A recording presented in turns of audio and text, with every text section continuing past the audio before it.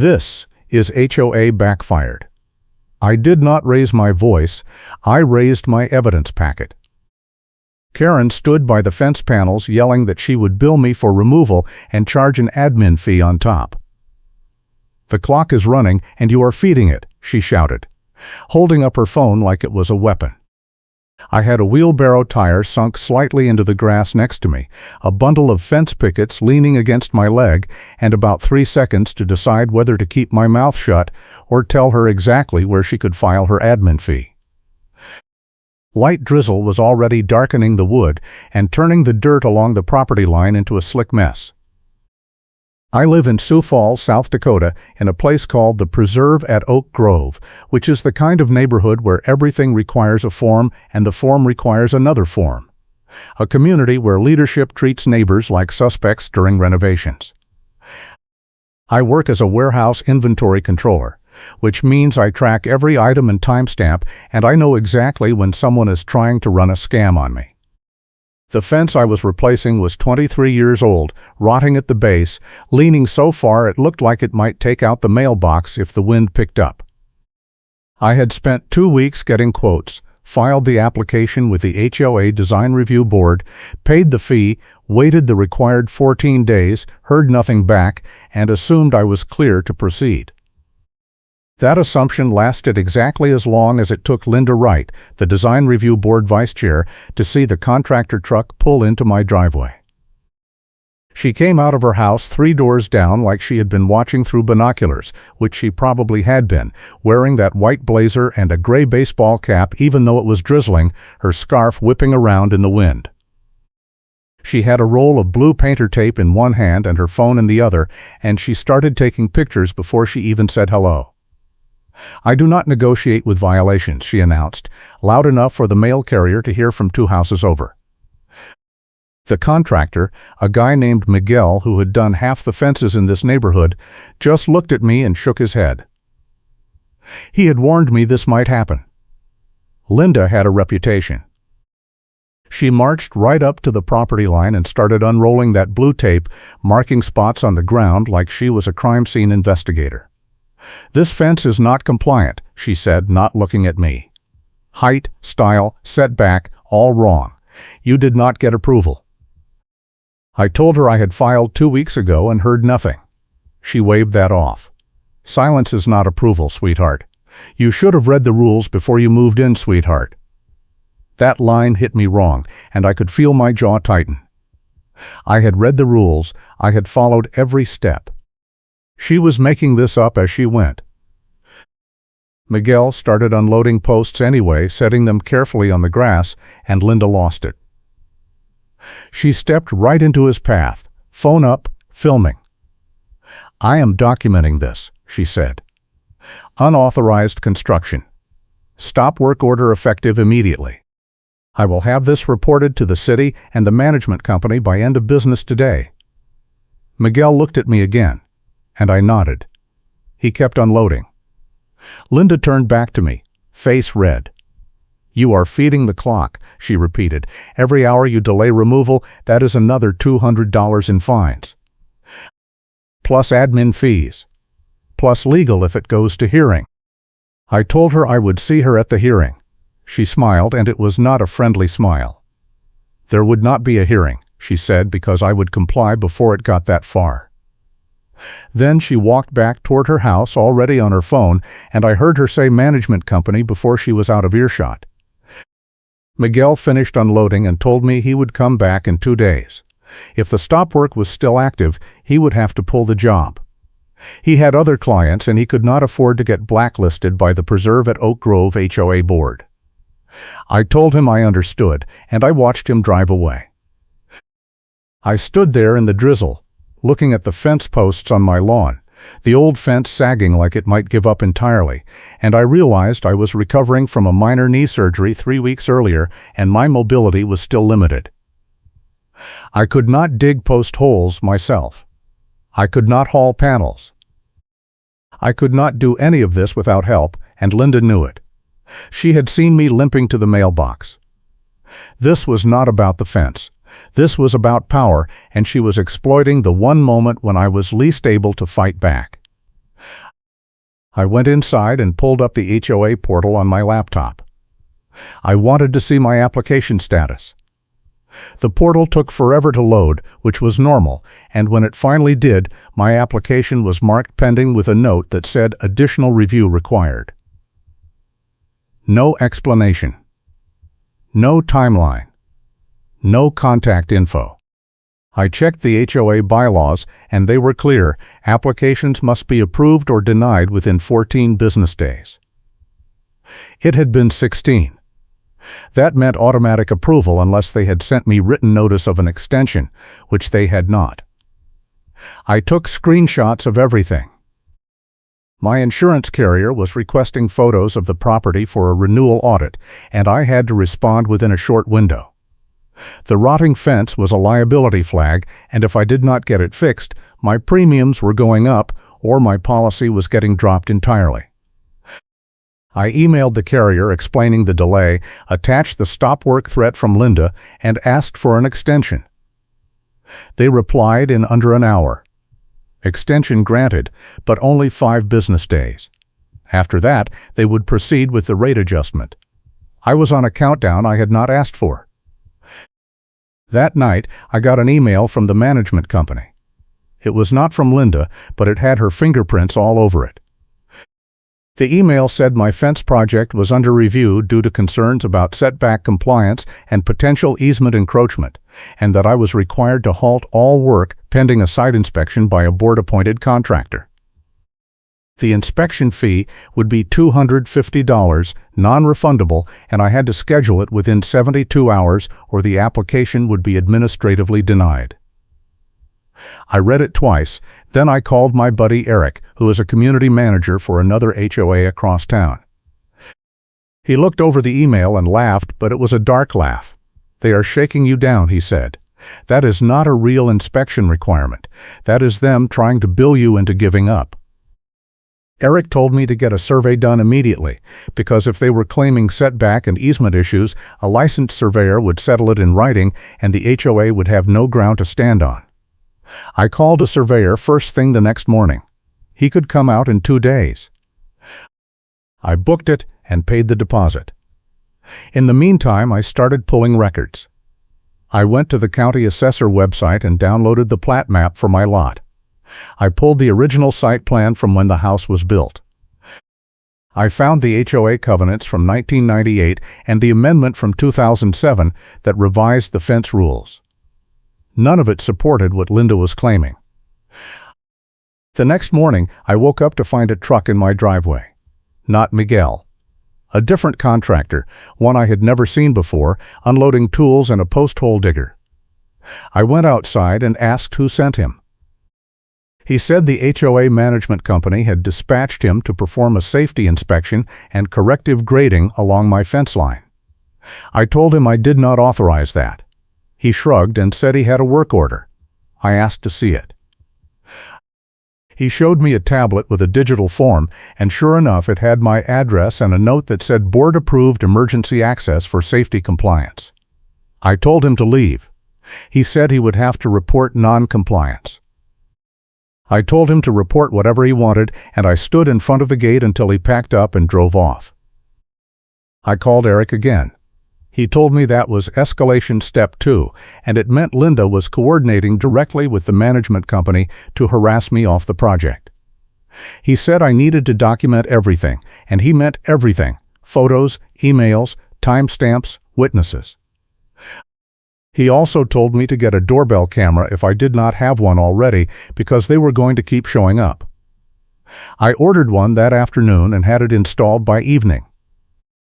The surveyor arrived 2 days later, a calm older guy named Ron who had been doing boundary work in Sioux Falls for 30 years.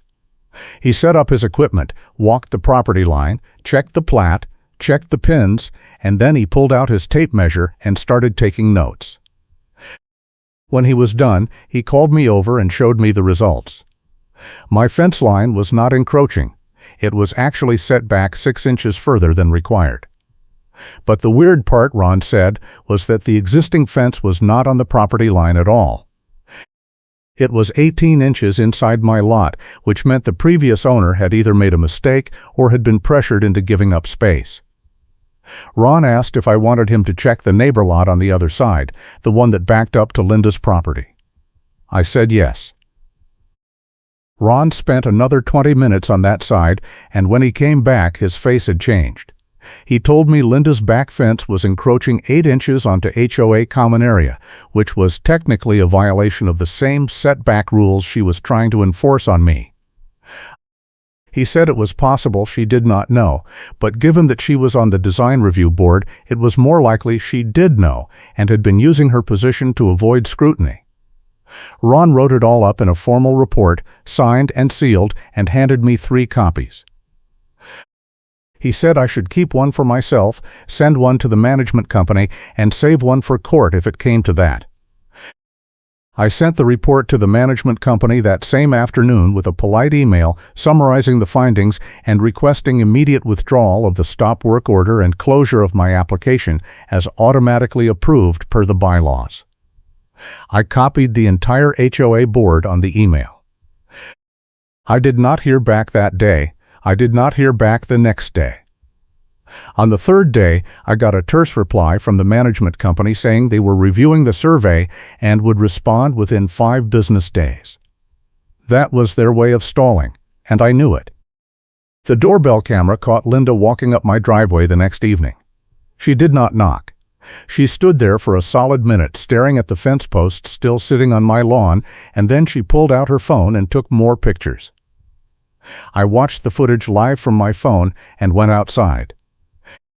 She jumped, actually startled, and tried to play it off. "Just documenting the ongoing violation," she said. I told her the survey proved there was no violation. She waved that off. "Surveys can be wrong," she said. "The board will make the final determination." I told her the board did not override a licensed surveyor and a county plat map. She smiled again, that same cold smile. "We will see." That weekend, Linda went door to door in the neighborhood with a clipboard. I know because my doorbell camera caught her stopping at the house next door, and my neighbor texted me a picture of the petition she was circulating. It was a complaint form asking residents to support stricter fence enforcement and expedited removal of non-compliant structures. It listed my address specifically, with a checkbox for agree or disagree. My neighbor, a retired teacher named Susan, who had lived here since the development opened, read the whole thing, looked Linda in the eye, and told her she was out of line. I heard about it later from Susan herself, who came over with a copy of the petition and her own notes. Susan told me Linda had tried to frame it as a safety issue, saying the old fence was a hazard and I was refusing to remove it properly. Susan had pointed out that I was trying to replace it, not leave it, and that Linda was the one blocking the work. Linda had snapped at her, said she clearly did not understand HOA governance, and moved on to the next house. Susan signed the petition disagree and wrote a note on the bottom saying the board vice chair was harassing a resident in bad faith. She made a copy before handing it back. I thanked her and asked if she would be willing to speak at a hearing if it came to that. She said absolutely. Susan also told me something I had not known. 3 years ago, Linda had pushed another resident into tearing out a new deck because it was allegedly 6 inches over the setback line. That resident had hired a surveyor too, and the surveyor had found the deck was compliant, but Linda's own patio extension was not. The resident had filed a complaint with the board, and the complaint had disappeared. No hearing, no follow-up, nothing. The resident eventually sold the house and moved. Susan said she had kept copies of the correspondence, and she would dig them out for me. I was starting to see a pattern, and it was ugly. Linda was not enforcing rules, she was weaponizing them against people she did not like or people she saw as threats, and she was using her board position to bury anyone who pushed back. The question was whether the rest of the board knew, and if they did, whether they cared. I needed more than a survey and a neighbor's testimony. I needed something that directly tied Linda to the harassment and proved intent. That is when I remembered the email I had gotten from the management company about the site inspection fee. It had come from a generic company address, but the wording was oddly specific, almost like it had been dictated. I went back through my email and found the thread. I opened the message properties and looked at the headers. The email had been forwarded internally before being sent to me, and the original sender was Linda's personal email address. She had written the message herself and sent it to the management company with instructions to forward it to me as official correspondence. I took screenshots of the headers and saved the entire email chain as a PDF. I also went back and checked the HOA board meeting minutes for the last 6 months. They were posted on the portal as PDFs, poorly scanned and barely searchable, but I found what I was looking for in the April meeting summary. Linda had made a motion to authorize design review enforcement actions without prior board vote in cases of imminent safety risk. The motion had passed 3-2. That was the loophole she was using to bypass normal procedures and issue stop work orders on her own authority. But the bylaws required any enforcement action over $100 in penalties to be approved by majority board vote, which meant she was violating the governing documents she was supposed to uphold. I compiled everything into a single folder: the survey, the email headers, the meeting minutes, Susan's petition copy and old complaint records, my application screenshots, the timeline of Linda's harassment, and the photos from my doorbell camera. I labeled it all and made 3 copies on flash drives. One for me, one for Eric to hold as backup, and one to take to the next board meeting, which was scheduled for the following Tuesday. Eric told me I should also file a formal complaint with the management company and request a special hearing to address Linda's conduct. He walked me through the process. I had to submit a written complaint citing specific bylaw violations, provide supporting evidence, and request a hearing date within 30 days. I did all of that and emailed it to the management company, the board president, and the board secretary. I did not copy Linda. I wanted her to find out when everyone else did.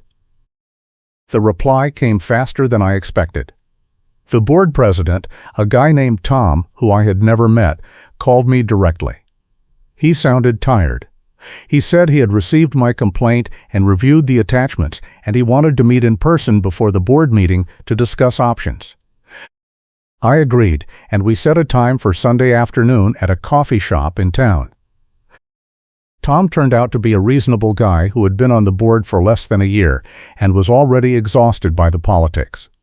He told me Linda had been vice chair for 5 years and ran the design review process like her personal fiefdom.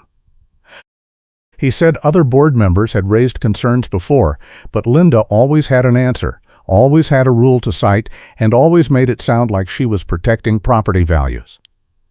Tom admitted he had not known about the email forwarding or the enforcement overreach until I showed him the evidence.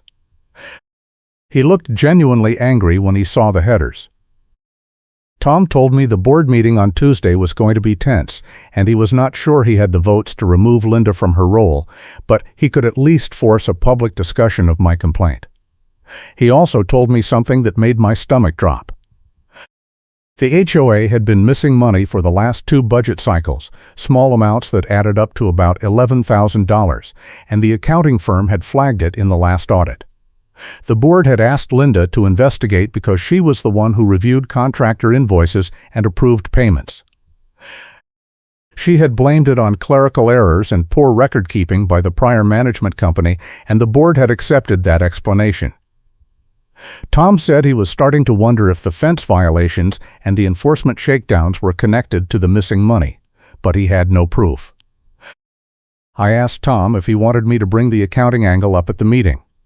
He said no, not yet, because it would sound like a baseless accusation without hard evidence. But he said if I had any documentation of Linda pressuring me to pay fees that were not legitimate, that would be worth including in my complaint. I told him about the site inspection fee and the admin fees she kept threatening. He asked if I had paid any of them. I said no. He said good. Keep it that way, because once money changed hands, it became harder to prove coercion. I left the coffee shop feeling like I finally had an ally inside the system, but I also knew Tom was in a tough spot. He could not act unilaterally, and if the rest of the board sided with Linda, my complaint would go nowhere. I needed something bigger, something that would force action and cut through the politics. I needed the trump card I had been holding back. The trump card was an audio recording. Back when Linda had first showed up at my property to issue the stop work threat, I had my phone in my pocket with a voice memo app running.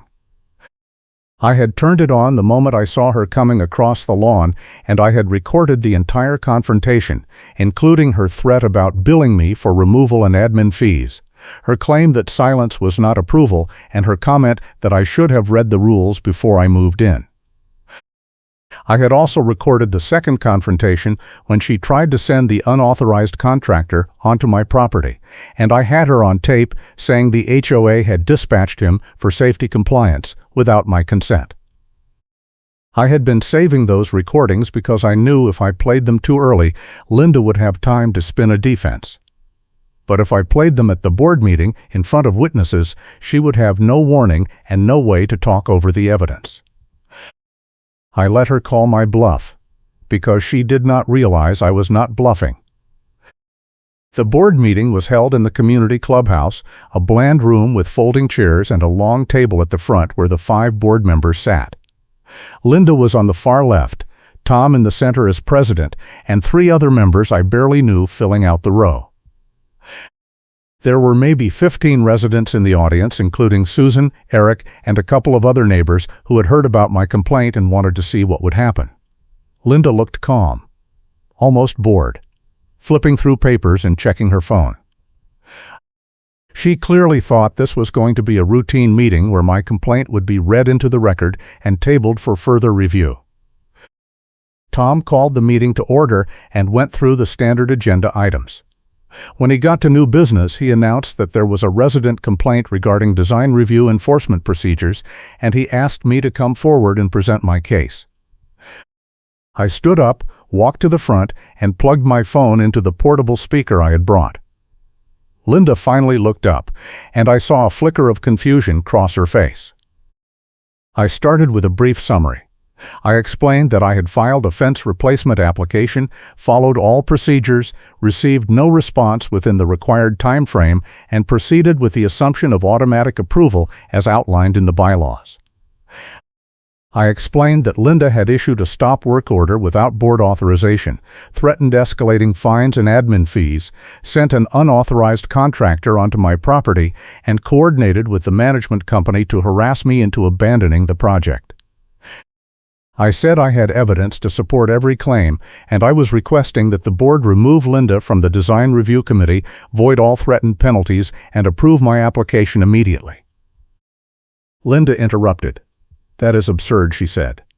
"I was enforcing clear setback violations. This is exactly the kind of non-compliance that damages property values." Tom told her to wait until I was finished. She sat back, arms crossed, staring at me. I pulled out the survey report and handed copies to each board member. I walked them through Ron's findings, no encroachment, proper setback, and the revelation that Linda's own fence was over the line. I watched her face as the board members read that part, and I saw the color drain. Then I pulled up the email headers on my phone and displayed them on the screen I had brought. I showed the board that Linda had drafted the site inspection demand herself and instructed the management company to send it under their letterhead.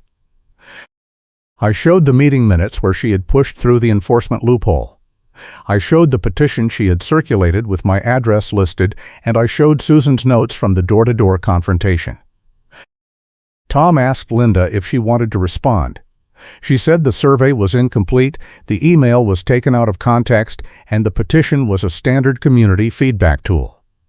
She said I was twisting procedural steps into a conspiracy theory because I did not want to follow the rules. Her voice was steady, but I could see her hands were shaking. That is when I played the audio. I played the clip out loud in the meeting so Karen cannot talk over it. The recording started with her voice, sharp and loud, telling me the clock was running and I was feeding it. Then her threat about billing me for removal and charging admin fees on top. Then her line about silence not being approval. Then the part where she said I should have read the rules before I moved in, sweetheart, with that condescending tone that made half the room wince.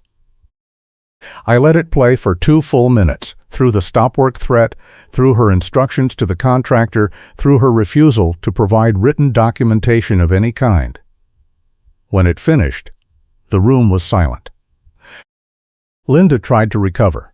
She said I had recorded her without consent, which was illegal. Tom interrupted and told her South Dakota is a one-party consent state, which meant I was allowed to record any conversation I was part of. He asked her if anything on the recording was inaccurate. She said it was edited. I told her I had the full unedited file time-stamped and backed up in 3 locations, and I would be happy to play the whole thing if she wanted. She did not respond. One of the other board members, a woman named Janet, spoke up.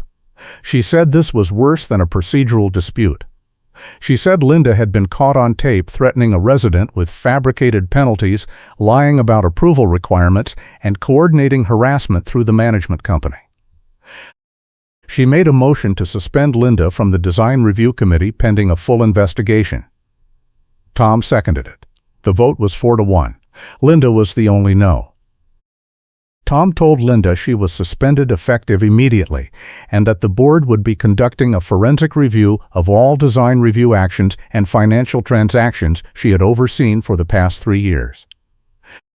Linda stood up, face red, and said this was a witch hunt and she would be contacting her attorney. She grabbed her papers and walked out. The scarf she was wearing caught on the back of her chair and yanked her backward for a second, and she had to stop and untangle it while everyone watched. It was the kind of petty physical comedy that should not have been funny given the stakes, but I saw at least 3 people trying not to smile. After Linda left, Tom asked me what I wanted as a resolution.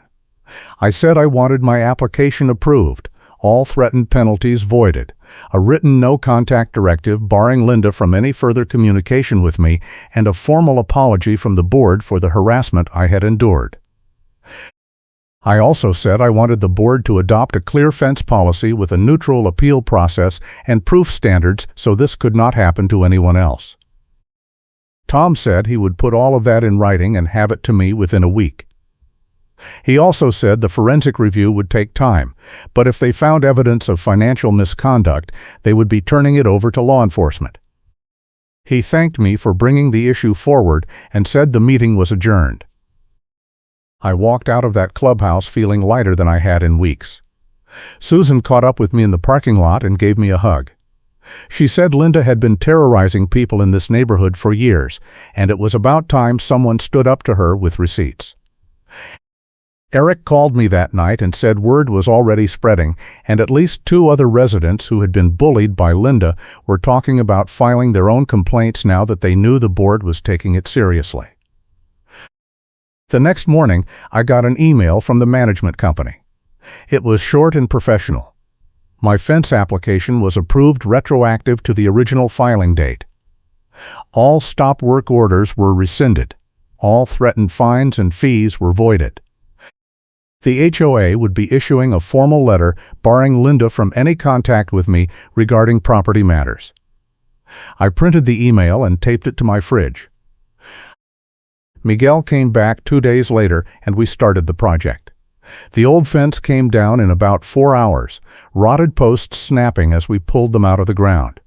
We dug new holes, set new posts in concrete, and hung the panels over the next 3 days. The new fence was level, square, and 6 inches inside the property line just like the survey specified. It looked good. It looked like it would last another 20 years. Linda did not come outside once during the install. I saw her car in the driveway, so I knew she was home, but she stayed inside. Her curtains were drawn. I wondered if she was watching through a gap, seething, or if she had given up entirely. I did not care either way. The forensic review took 6 weeks. When the results came back, they were worse than anyone expected. The missing $11,000 had not been clerical errors. It had been siphoned through fake contractor invoices and inflated admin fees that Linda had approved and processed herself.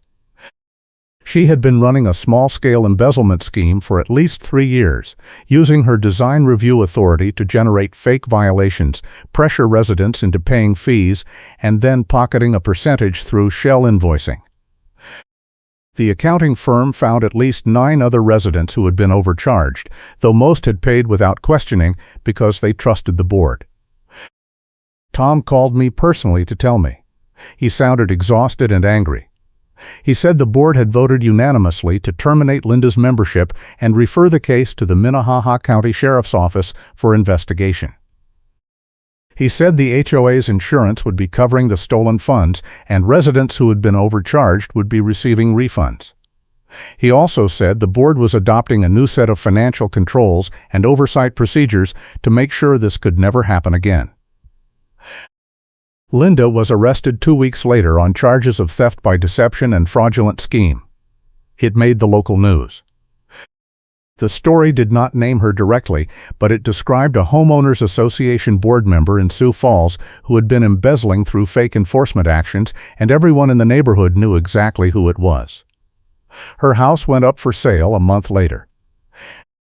The board meeting where the outcome was finalized happened in early September. Tom presented a resolution formally apologizing to me and the other affected residents, and he announced the new fence policy I had requested. It included clear definitions, a neutral third-party appeal process, mandatory response timelines, and a requirement that all enforcement actions over $50 be approved by majority board vote. The resolution passed unanimously.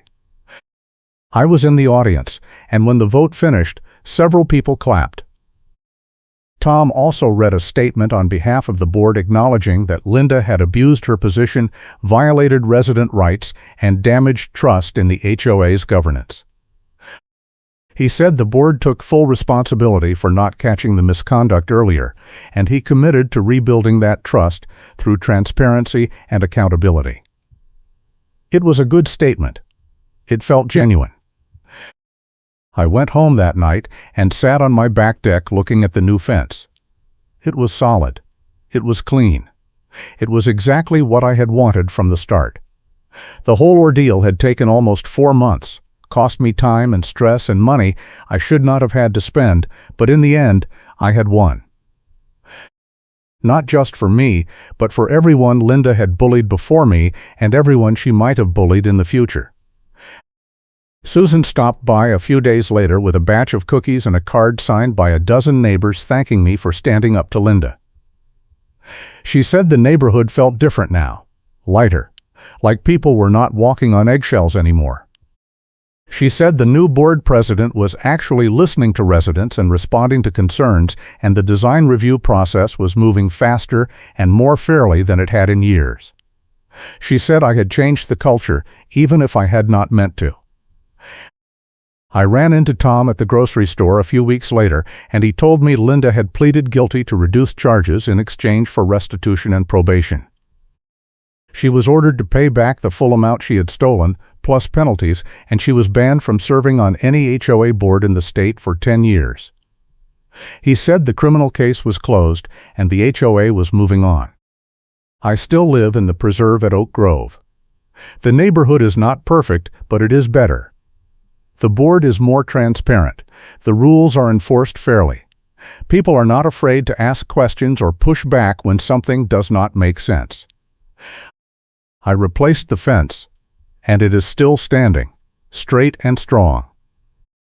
Every time I look at it, I think about the fight it took to put it there, and I think about the fact that sometimes the only way to deal with a bully is to stand your ground, document everything, and wait for them to hang themselves with their own rope. If you enjoyed watching a power-tripping HOA board member get taken down by her own rules, hit that like button and subscribe for more real stories where the good guys actually win. Linda never contacted me again after the board suspension. The no-contact directive Tom issued was clear and enforceable, and she knew better than to test it after everything that had come to light. I heard through the neighborhood grapevine that she had moved out of state, somewhere in Arizona, and was working a retail job far away from any position of authority. Good. The fence policy the board adopted became a model for other HOAs in the area. Eric told me his own association was using it as a template, and he had heard from colleagues in neighboring developments who were doing the same. It turned out a lot of HOAs had Linda-style problems. People in positions of power who abused process and bullied residents because no one had ever held them accountable. My case became a cautionary tale and a roadmap for how to fight back. I also got my insurance renewal sorted. The carrier accepted the new fence photos, closed the liability flag, and kept my premiums flat. That 5-day extension Tom had helped me secure turned out to be just enough time to finish the project and submit the documentation. If Linda had succeeded in dragging the fight out any longer, I would have been facing a rate hike or a dropped policy, which would have cost me thousands. Instead, I paid nothing except the surveyor fee and the cost of the fence itself, which I had budgeted for in the first place. Miguel told me he picked up 3 more jobs in the preserve after my fence went in. Residents who had been afraid to do any exterior work because of Linda's reputation saw that the process could actually work if the board was held accountable, and they started moving forward with their own projects. Miguel said it was the busiest fall season he had ever had in that neighborhood. Susan ran for a seat on the board in the next election cycle and won. She told me she wanted to make sure the reforms stuck and that residents had a voice who would actually listen. I voted for her, and so did half the neighborhood. The old guard, the people who had enabled Linda or looked the other way, did not run for re-election. The new board was younger, more diverse, and way more interested in serving the community than ruling it. I still see Tom around sometimes. He finished out his term as president and then stepped down, saying he had done what he came to do and it was time for fresh leadership. He told me privately that dealing with the Linda situation had been the hardest thing he had ever done in volunteer work, but also the most important. He said if I had not brought the evidence and forced the issue, the embezzlement would have continued and more people would have been hurt. I thanked him for backing me up when it mattered. The preserve at Oak Grove is not a perfect neighborhood, but it is a fair one now. The rules are still there, and people still have to follow them, but there is a process and there is accountability. No one person has unchecked power. No one can weaponize the bylaws for personal vendettas. And if someone tries, there is now a roadmap for how to stop them. I learned a lot from that fight. I learned that documentation is everything. I learned that allies matter even if they are scared at first. I learned that bullies count on you giving up, and the moment you refuse to give up, their whole strategy falls apart. I learned that the system can work if you force it to work, but you have to be willing to do the forcing. Most of all, I learned that standing up for yourself is not just about you. It is about everyone who comes after you, everyone who might face the same abuse, everyone who needs to see that it is possible to win. That is why I am telling this story. Not because I am some kind of hero, but because I want people to know that HOA bullies are not invincible. They can be beaten. You just have to be willing to fight smart, fight clean, and fight all the way to the end. The fence is still there. Solid. Level. Legal. Every time I walk past it, I smile. See you next time, and until then, take care of yourself.